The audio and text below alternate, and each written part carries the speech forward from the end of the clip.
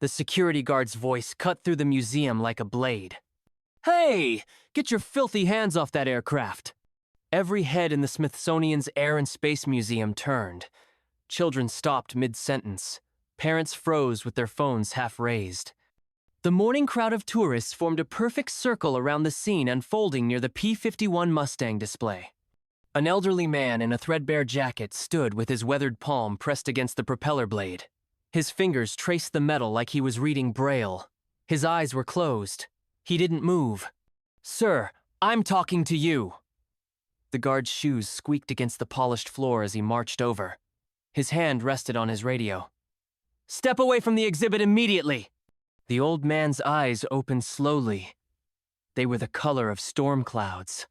"I said now." The guard's voice echoed off the cathedral ceiling. A woman with a stroller whispered to her husband, "What's wrong with that old creep?" The man finally dropped his hand. His shoulders sagged like a deflated balloon. The crowd watched him shuffle toward the exit, his worn sneakers making no sound on the marble floor. "Some people have no respect," muttered a teenager with his phone out, already uploading the video to TikTok. "Probably homeless." The old man paused at the door. He turned back once, looking at the Mustang with the expression of someone watching a funeral. Then he was gone. The crowd dispersed. The guard straightened his uniform and went back to his rounds. The museum returned to its normal hum of voices and footsteps. Nobody noticed the small brass plaque at the base of the display case. Nobody read the words etched there in elegant script. Not yet. His name was Frank Kozlowski, though most people at the retirement home just called him the Quiet One. He sat in the corner of the common room every afternoon, staring out the window at the parking lot. The nurses tried talking to him. He nodded politely and said nothing. "He's been like that for years," explained Martha, the head nurse, to a new employee. "Doesn't cause trouble, doesn't make friends, just exists." Frank's room was sparse. A narrow bed, a wooden dresser with 3 drawers, a single photograph on the nightstand, a young woman in a wedding dress, laughing. The frame was cracked. The glass was clean. He ate his meals alone, walked the halls alone. Saturday in the garden alone, watching the planes trace white lines across the sky. The other residents had given up trying to include him. At 89, Frank Kozlowski had become invisible. The video went viral overnight. "Homeless man touches plane at museum," read the headline on the local news station's website. The security footage showed Frank reaching for the propeller. It showed the guard yelling. It showed Frank's shameful exit. The comments section exploded. "Disgusting. These people have no boundaries. Why don't they screen visitors better? My tax dollars pay for that museum. Keep the riffraff out." The video hit 1 million views by Tuesday, 2 million by Wednesday. Frank became a meme, the poster child for everything wrong with society. Late-night comedians made jokes. Social media influencers used his image for clickbait thumbnails. Frank didn't own a computer. He didn't have a smartphone. He never saw the video. But he felt the stares. At the grocery store, a clerk watched him with suspicious eyes. At the pharmacy, the cashier counted his change twice. Children pointed at him on the street and whispered to their parents. He started staying in his room more often. Dr. Sarah Chen had been curator of the Air and Space Museum for 12 years. She took pride in every exhibit, every display, every carefully crafted story that brought aviation history to life. Which is why the email bothered her so much. "The old man in the video looked familiar," wrote a museum patron. "I've seen him there before, multiple times, always looking at the same plane." Sarah pulled up the security footage from the past month, fast-forwarded through hours of tourists and school groups. And there he was. Frank Kozlowski, though she didn't know his name yet. He appeared in the footage 17 times over 4 weeks, always alone, always stopping at the P-51 Mustang. Sometimes he stood there for an hour, just looking. Once, she watched him wipe tears from his eyes. This wasn't random vandalism. This was something else. Sarah made a decision that would change everything. The phone call came during dinner time at Sunset Manor. "Is there a Frank Kozlowski there?" asked a woman's voice. Martha, the head nurse, frowned. "May I ask who's calling?" "Dr. Sarah Chen from the Smithsonian. I'd like to speak with Mr. Kozlowski about an incident at our museum. Martha's heart sank. Frank was in trouble. Real trouble. She found him in his room, sitting by the window. The evening light made his white hair look silver. "Frank, there's a phone call for you." He looked up, surprised. He never got phone calls. "Hello?" His voice was soft, uncertain. "Mr. Kozlowski, this is Dr. Chen from the Air and Space Museum. I believe you visited us last week?" A long pause. "Yes, ma'am. I'm sorry about the trouble. I didn't mean any harm." "I'm not calling about trouble, Mr. Kozlowski. I'm calling because I'm curious. You visited our P-51 Mustang exhibit many times. Why that particular aircraft?" Another pause. Longer this time. I used to know that plane, ma'am." "Know it how?" Frank's fingers tightened on the phone. "I worked on her. Long time ago." Sarah felt something shift in her chest. "Worked on her how, Mr. Kozlowski?" "I helped build her, ma'am. Back in '44, at the North American Aviation plant in Inglewood." The line went quiet. Sarah stared at her computer screen, at the P-51 specifications, at the production history she knew by heart. "Mr. Kozlowski, would you be willing to meet with me? Tomorrow?" Frank wore his only good shirt, a white button-down with a small coffee stain near the collar. His hands shook as he combed his hair. He hadn't been anywhere important in 15 years. Martha drove him to the museum in the retirement home's van. "You sure you're okay, Frank? You look nervous." "I'm fine," he said, but his voice cracked. Dr. Chen met them at the staff entrance. She was younger than Frank expected, with kind eyes and a firm handshake. "Thank you for coming, Mr. Kozlowski."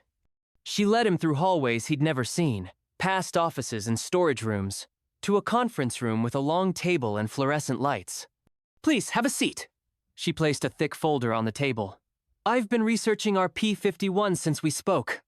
The specific aircraft in our display is serial number 44 to 73,877. Built in 1944. Do you remember working on planes with those serial numbers?" Frank closed his eyes. "I remember all of them." "All of them?" "Every plane that came through my station. I was a riveter. Section 7, fuselage assembly. I put my initials inside each one." He opened his eyes. "FK, in blue chalk. Behind the pilot's seat." Sarah's pen stopped moving. "You signed your work?" "We all did. It was in tradition. These boys were flying our work into combat. We wanted them to know who built their wings." Sarah excused herself, made a phone call, returned with 2 technicians and a flashlight. "Mr. Kozlowski, would you mind showing us?" The P-51 Mustang sat in the main hall like a sleeping giant. The afternoon crowd had thinned, but a few dozen visitors still wandered the displays.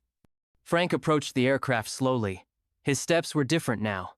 Not shuffling, but careful, reverent. The technicians opened an access panel behind the cockpit. Sarah handed Frank the flashlight. "If they're there, they'll be on the inner fuselage wall," Frank said. His voice was steady for the first time in years. He crawled partway into the aircraft. The smell hit him immediately. Metal and oil and something else. Something like memory. "There," he whispered. His light illuminated faded blue chalk marks on the aluminum skin. FK, 11 divided by 15 divided by 44. And beneath it, in different handwriting, GM, 11 divided by 15 divided by 44. RS, 11 divided by 15 divided by 44. T, W, 11 divided by 15 divided by 44. "My God," Sarah breathed. "The whole crew signed it." Frank's hand trembled as he traced the letters. "George Martinez, Bob Santos, Tony Washington. We were kids, just kids building warbirds." A small crowd had gathered. Museum visitors pressed closer, trying to see what was happening. "Sir?" A young boy tugged on his mother's sleeve. "What's that man doing?" Frank crawled out of the aircraft. His white hair was mussed. His good shirt was dusty, but his eyes were bright. "I helped build this plane," he said to the boy. "Me and my friends. We worked 12-hour shifts, 6 days a week. We knew every rivet, every bolt, every wire." The crowd grew larger. Sarah found herself speaking to the gathering audience. Ladies and gentlemen, I'd like you to meet Frank Kozlowski. Mr. Kozlowski was a riveter at North American Aviation during World War II. He helped build the very aircraft you're looking at. An elderly woman in the crowd gasped. You're one of the builders? Frank nodded. One of thousands. We turned out planes like this every day. The pilots called us the Shadow Crew. They never saw us, but we were there in every rivet. How many did you work on? Asked a teenager with a notebook. I stopped counting at 500. Frank's voice grew stronger. But I remember this one. 44 to 73,877. She was special. Why? Sarah asked. Frank smiled for the first time in years.